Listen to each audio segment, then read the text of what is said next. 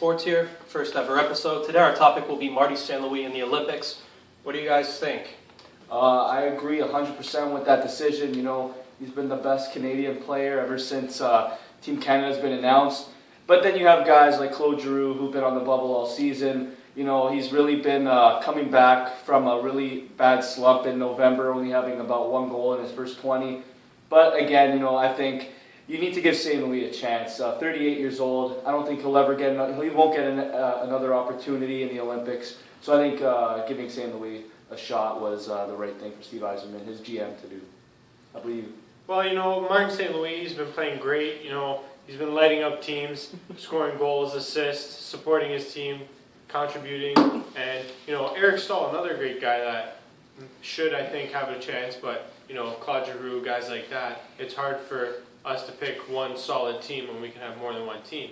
But Martin St. Louis is, in my opinion, the best fit. He should have made the team over possibly Jeff Carter instead of having him on the first team. I'd rather have St. Louis. But, you know, Martin St. Louis proved a lot. He's had to prove a lot to his team owner, Hockey Canada, and, of course, Steve Yzerman.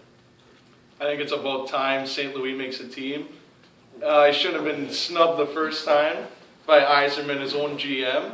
He led the league in points last season, even though it was a lockout. At his age, that should have been something. He should have been a lock from the start, and now he's going to prove all his doubters wrong. I'm going to be completely honest here. Marty St. Louis should have been on the team before.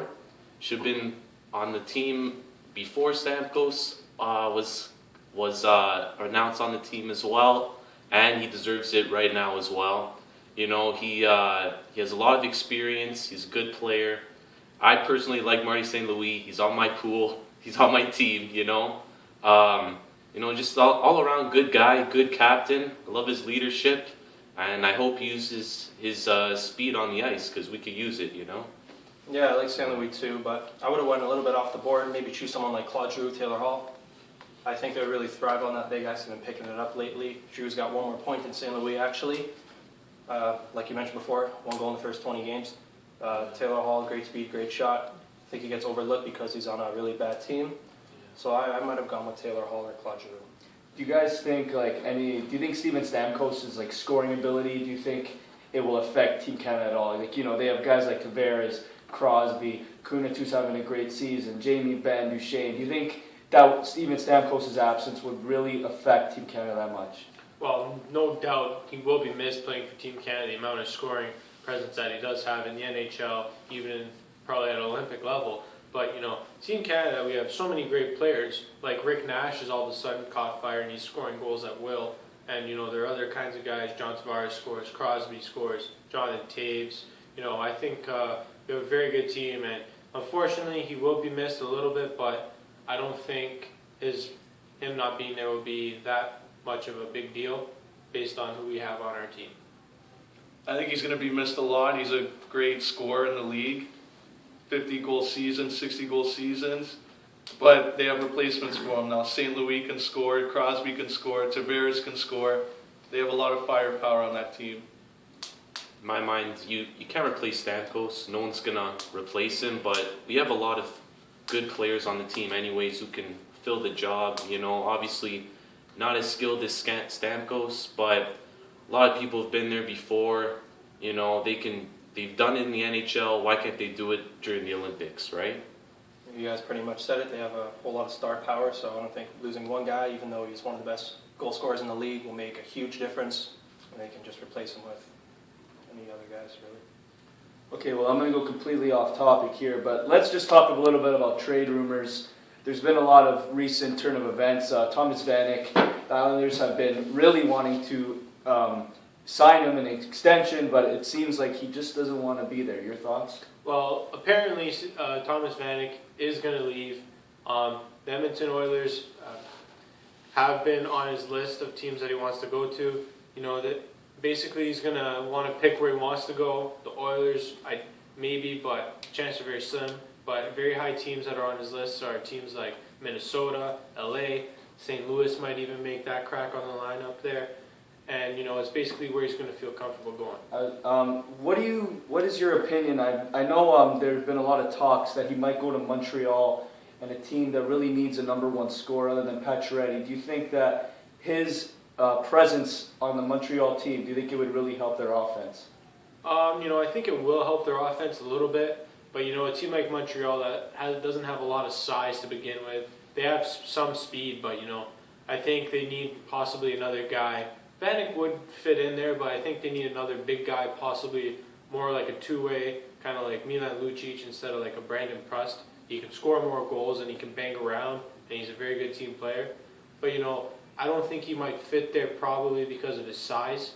His ability, for sure, he'd fit there, but I don't know. I'm not quite sure sold on it. I don't know. I can't see Vanek going to Montreal. It's not really that much of a good fit for him. I can see Minnesota, the key team that he would want to go to. And the Islanders, I don't know, they should have made that trade to begin with because they risked a lot now that first round pick is going to Buffalo. So I'm not too sold on Vanek's other list of teams. Guys, I'm going to have to go with the Vancouver Canucks. I think Thomas Vanek, he could end up there. Those guys desperately need a scorer besides Henrik Sedin and Daniel Sedin in terms of points. Obviously, Burrows, he's not cutting it. I don't really know what happened. Let's be honest here. I don't know what happened. Ryan Kessler, he's good, but he's not as good as Thomas Vanek. Wasn't as good as before, right? Always gets a lot of shots, but just the whole team hasn't been the same since 2 years ago, 3 years ago in the Cup final, right? So I don't know. I wouldn't mind seeing Thomas Vanek going over there. I don't know what they have to give up to get someone of his like him or someone of his caliber, but it's going to be a hefty price. I'll say a prospect and a player on the team already, and maybe something else. Thomas Vanek, I guarantee you he will go to either Vancouver, LA, or Minnesota. I cannot see him in Montreal. They do not have the assets to trade for him. They don't want a guy like that, just another small skilled guy. Like you said, they want another Lucic. So I can see him in LA. They have some lack of star power with wingers. All they have is Jeff Carter on the top line. And yeah, I can see him going to LA. But one thing is for sure, the Islanders will not sign him after turning down that contract extension. Says he wants to be there, but you turn down 7 years. I don't think so. Now, as well, a lot of trade rumors regarding the Toronto Maple Leafs. There's a lot of different players all at once. You have an injured Dave Bolin, only playing 15 games, pretty much a rental player for us this season. There's rumors he's been traded. Before Kadri's hot streak, there were rumors that he would be traded as well. Jonathan Bernier has really been taking the number one spot in Toronto, so I don't think James Reimer's very happy with that. So maybe the Leafs would want to get rid of James Reimer. As well, another player that a lot of people really love on this team, he's been on the team for a while, Nikolai Kulemin. Who do you guys think would be the most likely to go March 5th? Well, a player that you haven't discussed about the deadline and being traded is also Jake Gardiner. He's on that list too. Now, the one person I don't think the Leafs should give up is for sure Dave Bolin. When he came to the team, he was one of the more dominant players. He was scoring like crazy, and then as soon as he got hurt, you could tell that the Leafs were missing him. Having a really bad month there, and then we finally got back on our hot streak. But I don't see the point of trading him. Jake Gardiner, though, I think he's got more value, being a younger defenseman that likes to move the puck. Even though it'd be nice to see him develop in Toronto, it just doesn't seem at times that he fits in with the system that they're trying to develop with Randy Carlyle. And I think he's got some good value on the market. I don't think they have a choice now to trade Kuhlman or Gardner because those are the only guys left with small amount of years left on their contract. Everybody else is locked for 7-8 years. If they're going to trade, they have to upgrade a position that they can see for a long time. Yeah, right now I could probably see Nick Kuhlman probably being traded from the Toronto Maple Leafs at the trade deadline, mostly because I'm not sure where Nikolai Kuhlman will be in the next couple of years, considering you got guys like Tyler Biggs, Connor Brown also. I'm not sure if he could, he's doing a really good job for the Erie Otters. He could make it to the NHL next year, if not the Marlies. Probably the Marlies, though. You also have Greg McKegg back in the minors as well, so I'm not really sure where these guys will fit in the next couple of years, but I'm not sure if Nick Kuhlman is worth keeping, you know what I mean? And I still think you can get a decent value back for him. And, going back to Boland, I don't think he should be traded. I really like Boland on the Leafs. He fits Carlisle's system perfectly. I don't think you can get anything for him right now because I'm not sure if anyone would like to use Dave Boland as a rental player for to give up like a high value for it. But, just keep him right now. Hopefully he signs. He's a Toronto boy, so hopefully. Yeah, I think Kuhlman will also be gone by March 5th. I think they're going to sign David Boland, and with the extension of Phaneuf, they're not going to have enough cap left. So I think Kuhlman will go to maybe a playoff contending team. With Jonathan Bernier, I think that was a fantastic trade because it's really hard to get quality goaltending. And he's pretty much stole about 95% of the games for us. So I think Reimer will be gone for that reason, and I heard him and Carlisle do not have a good relationship. So I like Bernier between those two. Now, this is what every fan wants to hear. I'm just going to go in. I'm going to ask every single one of these people. Stanley Cup predictions. Does anyone stand out in your mind of winning the Stanley Cup? There was a record last night. Pittsburgh Penguins reaching 40 wins, fastest franchise history. 40 wins, 57 games. They've been favored the last couple of years. Their goaltending in the playoffs has really been struggling. Fleury, Bokun, last year getting swept in the conference finals. Do you think Pittsburgh or any other top team right now can take it this season? Well, being Pittsburgh's problems in the playoffs with their goaltending, I don't likely see them being able to win the Cup this year. Although they have the scoring power and the offense to do it, their defense has struggled at times during the year. And, if Fleury does have his typical playoff moments where he shuts down and he can't perform, then they won't win. A team, though, that I do think, and they always play the same hockey style, and they're very consistent, is the Boston Bruins. When it comes to playoff time, they play shutdown hockey. They beat you to the battles. They win the battles. They're solid defensively and offensively. And the depth that they have through all four lines is very key for them in the playoffs. I don't know, Pittsburgh to me doesn't really seem like a favorite. You see the last couple of years when they got Iginla, they were favored to win the Stanley Cup. Didn't work out for them. San Jose has always been the favorite, but they can't really make that step to the Stanley Cup final. To me, I see St. Louis as a good favorite since they're a good two-way team. They're very consistent this year and a lot of depth on the roster. For me, this will probably be a popular pick. I'm still going to go with the Chicago Blackhawks.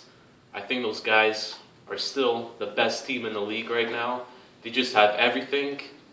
Corey Crawford, he's not the best goalie around, but he's still good enough, obviously, to win a cup, right? So I do know the Boston Bruins. They do play a really good game in every game and in the playoffs as well. I'm not sure if I could see them winning again. And another team that I could see possibly winning the cup could be the LA Kings. I could see Jonathan Quick stealing almost every playoff game for the LA Kings. They're not a bad team entirely. Their defense has been holding up lately, and if they can get another score, I can see them rising up in the standings and in the playoffs. I'm going to go with the St. Louis Blues here. I believe they will win the Cup before they acquire Ryan Miller. When they get a solid goaltender to take them for their long playoff run. And they already got the players to do it. They're very depth, and I'm going with the Blues. One last quick thing before we get off the air. A lot of people have been saying that Sidney Crosby is arguably the greatest superstar in this generation, and obviously, I think almost everyone will agree here. But in terms of people having career years, there's a lot of names like Kyle Okposo, Ryan Getzlaf's on pace to having a great year, Joe Pavelski, Phil Kessel, James Van Riemsdyk. What do you think has made all these players just spark up and just have a great, great season? Do you think it's more experience, or what do you guys think?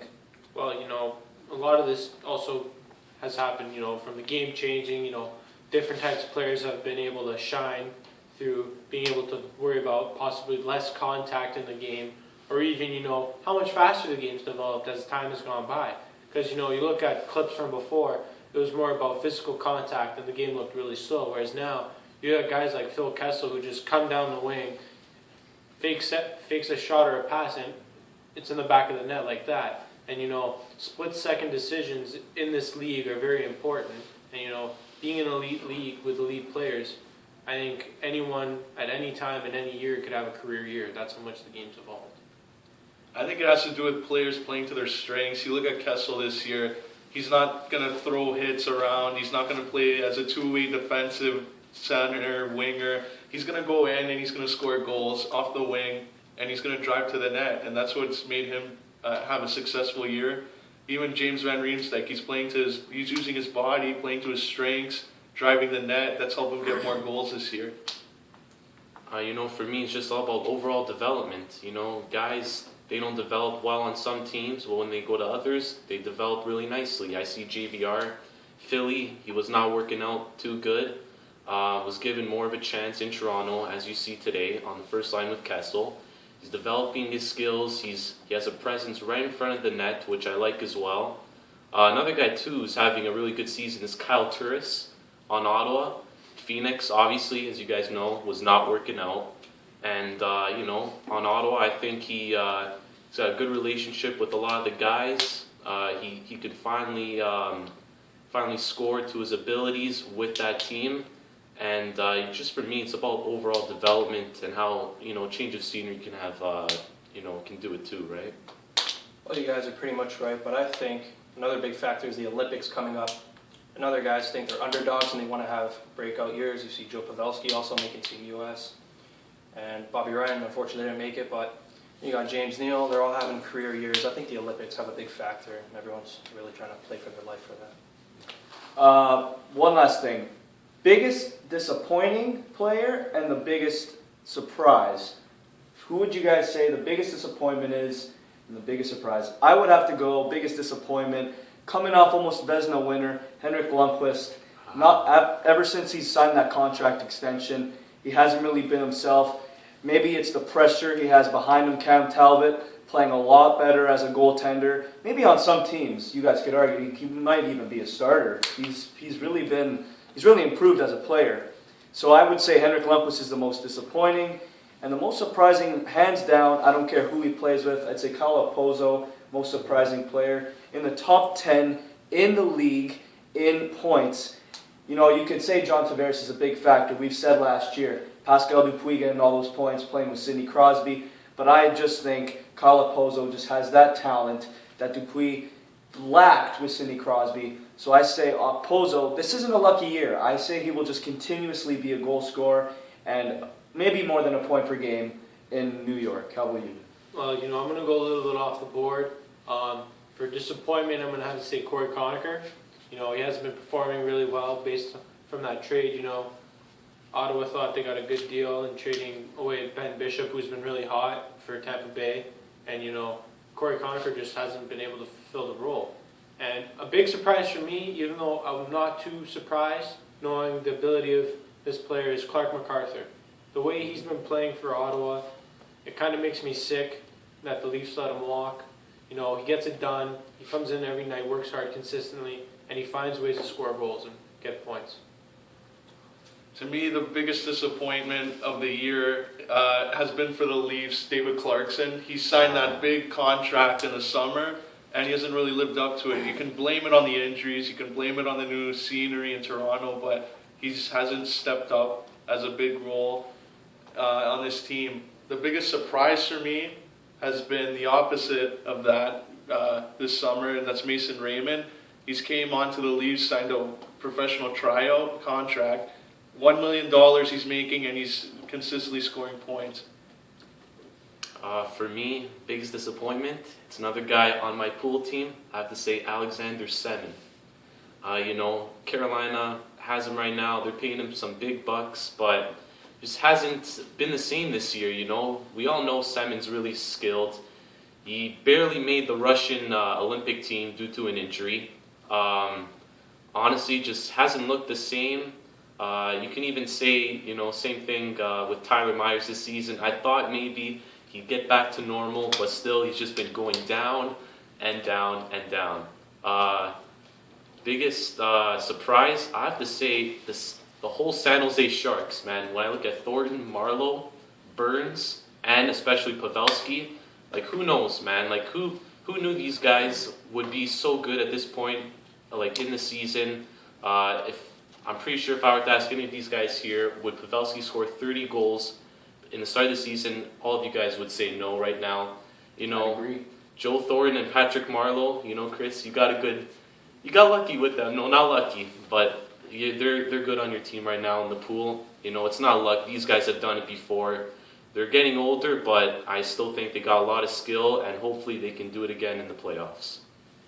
Biggest disappointment for me, going back to you, David Clarkson. With the Leafs, he really hasn't done a thing. He only has like 4 goals.